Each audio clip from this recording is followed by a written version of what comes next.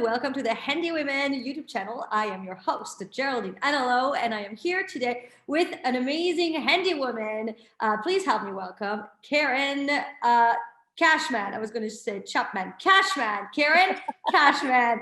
Thanks for being here, Karen. Thank you for having me. I'm so excited. I'm so excited. We talked a little bit about some of the projects you've done, and I cannot wait to dive into them. But first of all, let me ask you, do you recall the very first handiwork you've ever done? So I'm not sure I recall the very first. I've always been like the problem solver from like a very young age. Like I think I might have changed like my aunt's doorknob when I was like 12. And she like talks about it for years. But I remember my first kind of big project was I had a townhouse in my 20s, and I decided that I couldn't take the wallpaper in the bathroom, anymore. So I was going to figure out how to strip the wallpaper. And if you've ever done this, it's just there's no good way. And like you're using a million products, you're trying to kind of perforate the wallpaper and like wet the backing, and it comes apart. And even when you're sort of you think you're 99% there, like when you're going back over the walls, you find either divots when you were trying to scrape or like wallpaper still stuck on your wall. It's just like really a tedious process. So stripped all the wallpaper out, and then I also like went and picked out a color that I thought was going to be like really fresh and great for the bathroom, and it ended up looking like like a lighter version of like a white and pea green mixed together. I mean, it was just the color was like terrible. And that was like my first intro to understanding that like paint looks different in different lights. And if you have natural light or don't have natural light, and if you're in a small bathroom versus a big room. So yeah, it was not my best work, but I went for it, and I had a better bathroom because of it.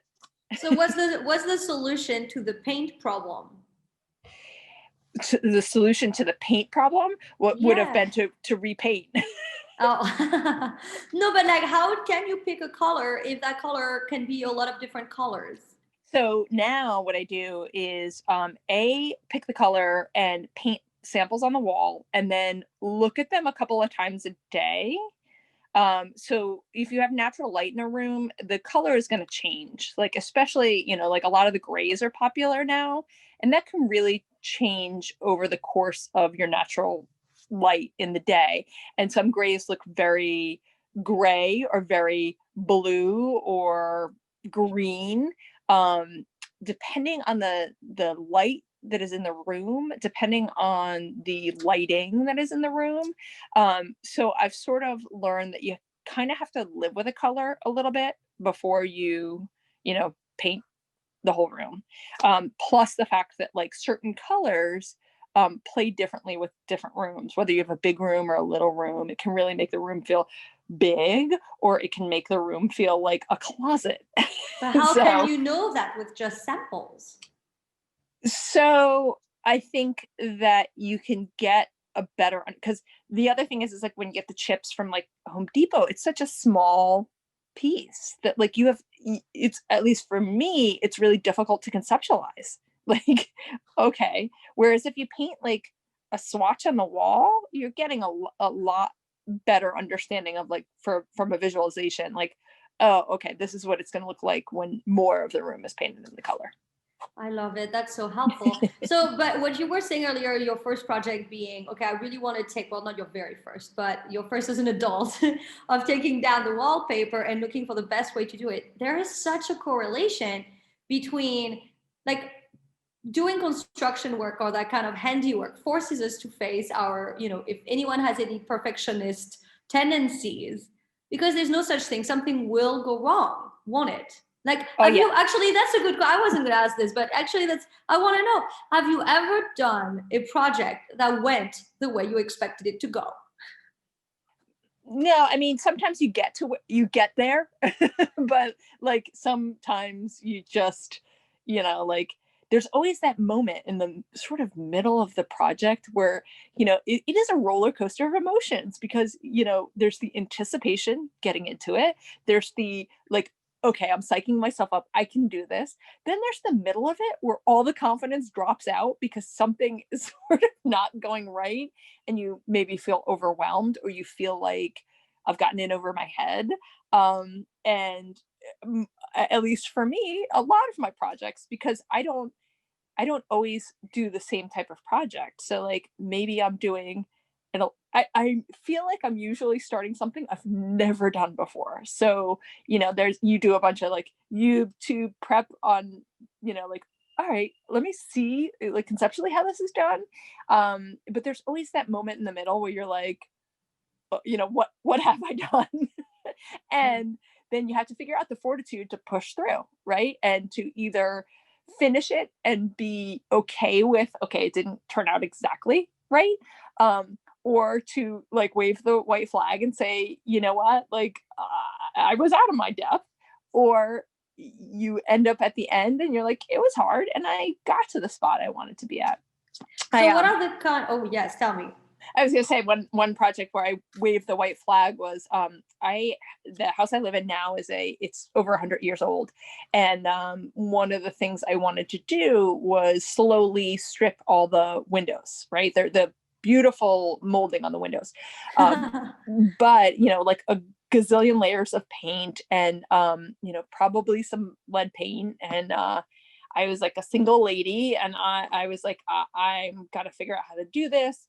The misstep I took was I got stripper that was like the eco-friendly stripper, and like paint stripper, and it was the stuff that was like supposedly eco-friendly, orange scented, so it didn't smell horrible, and you had to put this like paper on it, and it went really sideways. I mean, I couldn't get the stuff off the window. I was like scraping.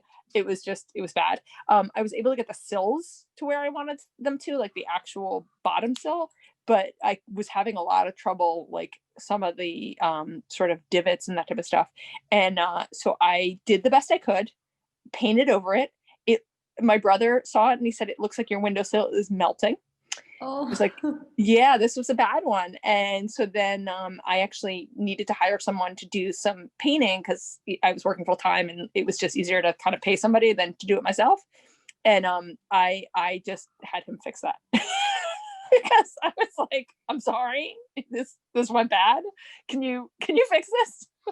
So did you watch him do it to learn what went wrong, or? I couldn't. And what I learned after the fact is like, when it comes to paint stripping, you need the most lethal, disgusting, destroy the environment paint stripper to get the job done. Like, don't try to be eco-friendly. You have to, and when you get like the really heavy duty stripper, I think you also then, after you finish getting everything off, you have to use this other really noxious stuff called, I think, mineral spirits to break everything up before you then paint. So it's a process, and people get the hang of it, but it's But it's again, also it's so tough when it's about a product. It's like you buy a product to do a certain thing. I understand different products should, but why is one working and the other not? yeah. Because so many issues, it's not even about you. You're using the product you're supposed to buy. But now, so what? You're supposed to try every single product of the same kind to make sure you get one that does the job it said it would do. That's just not right. Right. And like, I don't know if there was reviews on the product, and probably if there were and I read them, it probably would have said this stuff is like terrible. But like, it might have been before this is like years ago, so it might have been before like the internet, not before the internet, but before like things were widely before we rated. all used it. Yeah. Right. But yeah, and it also comes down to like your tools and equipment. As you said, you may have the skills to do it, but if you don't have the right tools, sometimes it's like, especially when you get into some things like your plumbing and that type of stuff, you're never going to be able to do it because it's not your own aptitude. It's not the right equipment. Yeah, and then the tools are you need so many of them. They're so specific to each job. It's not even like you can have this multi-tool like a Swiss knife. No, no, no, no, no, no. It's like No. every job needs its own tool. And like where do you stop it? And then if you don't get the right tool the first time, like the right tool, but not one that's working like it should, it's a lot. It's a lot Yeah. to research in advance. It's not just Yes. let's do handiwork, let's start banging on things. It's Correct. let's have a Correct. plan. Well, and then you end up with like a tool bag or tool cabinet full of stuff, and you have to be careful because yeah, sometimes you need like a very specialized tool to complete a job, but you don't want to have a million one-off tools because right, it's not economical, and a lot of times you're not, unless you're a pro, you're not going to go back to that same sort of work. So you still have the full suspense of not knowing what happened with the window. No, like I said, I didn't use the right product. I couldn't get the product off the windowsill. So I believe what the painter probably did was come in with the real deal, like heavy duty stripper, soaked the window. It probably took him a couple of times through. And then since I've learned, like you need like brushes and there's like tools to do when you're working in, I don't have like what's called dental work for the moldings around my windows, but there are some grooves in it, and so a lot of times like professionals will use like different types of brushes and stuff like that to get in there, because you can't sand it. Like if it's a flat surface and you're sort of moving between stripping paint and trying to get everything off, you can alternate between like stripping it and then kind of doing a little sanding to get an even surface. But once you're talking about any sort of curves or like grooves, you need another method. I love it. So what's a project you've done that if someone would have told you before the wallpaper that one day you would do that, you would have been like, what? Me? No way. So I think a lot of my projects, I've replaced a kitchen sink. I've re-plumbed the flappers in my toilet. I've done electrical, not only replaced the like sort of the guts of your light switch, but I had a light switch with 3 different switches, and I had to learn that like you don't replace exactly, you have to have different switches because there's like a flow of electricity when you have light switches in a row. Who knew? I didn't. I mean, electrics is a whole other world. I find a lot of people do handiwork and they'll do all of the handiwork, and electrics is its own world. Yeah. It's its own category. Without a lot of people, it's like it's a no. Well, and I'm like, when it comes to electrical, I'm okay with like a replace. Where it extends beyond my skill set is any sort of like sort of rewiring in the walls and that type of stuff. Like that's out of my skill set, or like doing anything to your breaker box and that type of stuff. I can do like a basic replace. Like I can do a light fixture because you're taking one out, you're looking at what it is, okay, and I'm putting the new one in there and just wiring it back. What's been the longest project you've ever done? Longest. Good question. I tend to get really antsy. Like if something drags out too long, I it really annoys me. I think as a handy woman, I'm addicted to the finish, right? I think we all are. I think that's probably what keeps us all going. So like anytime it starts to drag on, it's like I'm losing interest. I'm losing, right? I did one of my bedrooms. Again, I have an old house, lots of layers of paint, and I have plaster walls. And so one day I just got so annoyed because some of the paint was popping. And so I actually scraped all of the walls of that room, scraped all of like the paint off, tried to get the walls even. And it's not a very big room, but because there were so many layers of paint, I wanted an even surface to repaint over. And that took a long time because it was like a little bit here, a little bit there. So it was a longer project.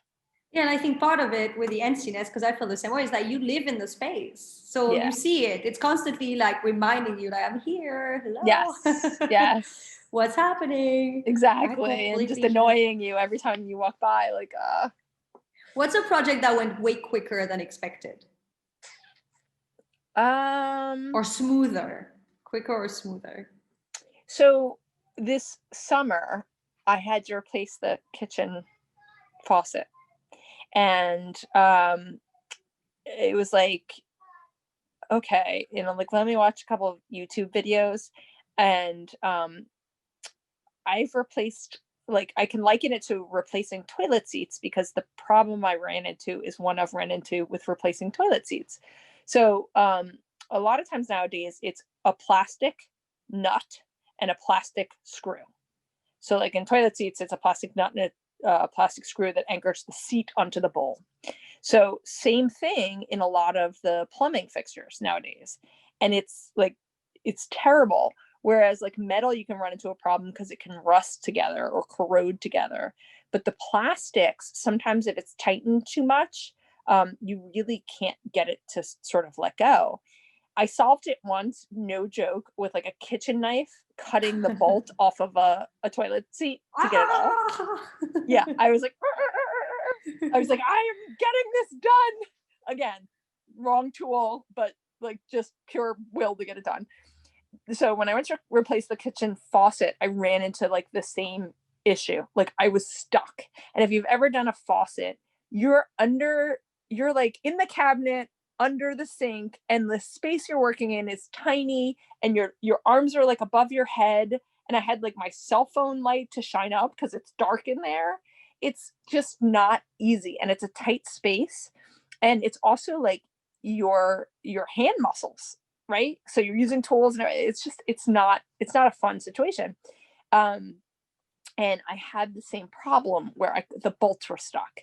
So I'm like, all right, WD-40. I'm like trying to rock it back and forth. I'm using like my needle nose pliers to try to just like inch it. I'm using my, a bunch of different tools. And so like in a fit of like, oh my God, I might have bitten off more than I can chew, which is embarrassing because it's like, it's one of the more simple jobs. I called our plumber and I'm like, hey, here's what I'm dealing with here. And he's like, hey, send me a picture. And I'm like, all right, send him a couple of pictures. And like, what a nice guy. Luckily he was like so busy, he didn't have time to do the job, but he's like, listen, sometimes when that happens, what I do is go down through the handles instead of coming up to try to loosen the bolt. Because once you sort of break that seal, sometimes it's like, you're good and you're good to go. And so that's exactly what I did, was like sort of unscrew the handles, break all that down. And then I was able to get under it and get everything out. But also it's nice to know that he's gone through it. Like his answer was not, huh, that's never happened to me. His answer was, oh yeah, I know exactly what you're talking about. Same thing has happened to me multiple times and I have a solution for those times. So like that's nice to know. Yeah. I find. Yes. Especially when you're an amateur doing this, that like you didn't do something like completely bonehead to get yourself into that spot. So how do you decide what projects you're going to take on and which ones you will not attempt? So usually my first go-to, especially, like whenever you own a house, I think you start to get savvy real quick about like, I'm either going to pay to have everything done, or I'm going to start to figure these things out, because some of it is kind of the maintenance of having a house. So my sort of like process is like, okay, do I understand like what needs to be done here, what the problem to be solved is? Because sometimes you don't. And like if I don't understand what the problem to be solved is, it's probably something I have no business trying to fix. Second of all, there's usually some YouTube video watching, and like this is both bad and good, because I think I can convince myself, like for a moment I almost changed the serpentine belt in my car, which I probably could have done, but sometimes you can get sort of that like false confidence from a YouTube video. But I try to watch a bunch of YouTube videos and be like, do I understand? And also like look critically at the video, because sometimes there's a lot of editing and like you're like, oh well, that seemed super easy for that particular thing. So, if I feel like I'm not a lot of the videos are getting sort of down into as much as the weeds as I need to understand that, then usually I'm like, what, this probably is not like something I should attempt. But I also will spend a lot of time researching, and there's sort of just an internal compass of like, okay, I've researched this enough, I feel comfortable, or like I've researched it a lot and I still am not to that place where I feel like this is something I should take on. Have you ever taken classes? I have not. Because that's the Never. thing, it's like some of it is so detailed that yeah, video doesn't do it. It's like you actually need somebody like looking in or looking over you, and Totally. but then And you just do a like, lot of projects and you're fine. So then, oh, when do you need a class? yeah, and for me, it's like, there is a big component, of like being able to conceptualize. And like, sometimes if I can't like rectify that, then I'm like, I probably should walk away. Yeah. And so do you now, when you're in your home, do you spend your time looking for another project? So when everything is No, set, you're like, I need an, oh no, the no. projects come to you, or you're happy Yes. when you don't have a project? I'm happy when I don't have a project. I mean, I feel like, we all like the projects that are like the fun, more aesthetic ones. It's the stuff that like, like when you're changing flappers in toilets, because like you're not going to have somebody over and be like, hey, come look at my flapper. Like, or hey, let me show you like, the guts of my kitchen sink or what, Look at this beautiful toilet seats. It right, works perfectly. Look right, at it. exactly. And So when you like, flush, it works. I did the plumbing. right, exactly. So like, like I much prefer when I'm able to do things that have, I guess, more aesthetic impact, or like, because I think from the technical standpoint, that's where I get like nervous, is like, oh, I don't know. Can I really do that? So, So what are some projects that are next on your list? oh, so I want to redo my attic. We have living space in our attic, and I'm actually in it right now. So I'm in my office, and it's this horrible shade of yellow, but there's just a lot. So it's not just painting. It's like, I need to pull out the walls and pull out, the insulation. Think I need to do some repointing of the top of the chimney. I want to rip out the carpet, and it's not a project I can do right now because I'm living in my house and we're all here and we're using the office, and so it's sort of like on the list, but needs to wait. Oh, that's great. Well, I wish you lots of luck, although I know you don't need luck because you know what you're doing and it shows. Thank you so much for inspiring us and telling me all about all of that, because I love it. I think there's just so much to it. I'm always impressed. I'm always like, what, how? So Thank thank you. you. Thank you for getting us all together and helping us to learn from one another. And I think, there's never been a space for other women to sort of support each other in this endeavor, and I think it's really changing people. And I've always felt like there is, something to this that is, really about independence, and really about like, I don't need to ask somebody else and I can figure this out. And the flip side is it can be really intimidating to people because you start, spewing out all your handy jargon and people are like, what? You did that? Or like, you understand that? So Handy jargon is real. There's a it lot of is. it. It is real. Yes, totally. I know. And I am not as good a handywoman as many people in our community on Facebook. And so sometimes, yes, people say words. I'm like, oh, I was with you. And then there were 4 words in a row I did not understand. Right. Yeah, I'm definitely, in the group. I am absolutely floored at what some of these women are doing and taking on, and just doing an amazing job at. We definitely have some people who are like borderline pros. They kick butt on their projects, and they're an inspiration because you start to think like, oh my goodness, like, okay, like if that person breaks it down, I could probably do this. What I love to is learning what is possible and what's not. So, even if you haven't done something, now I've been, I look at a lot of real estate for fun. And so I look at it and I'm like, oh, before I would have said, well, this doesn't work. And now, thanks to the conversations and to the group, I can look around and be like, well, this would be easy to do this, at least even just knowing the options of what's possible and what would cost how much and why. Like just that knowledge is helpful, whether you take on the project or not. Totally. Even. Absolutely. So this is great. We're all inspiring each other. I'm inspired by them as well, and I'm very inspired by you. So I wish you lots of luck on your upcoming projects. Thanks so much, Karen. Thank you. Bye. Bye-bye now.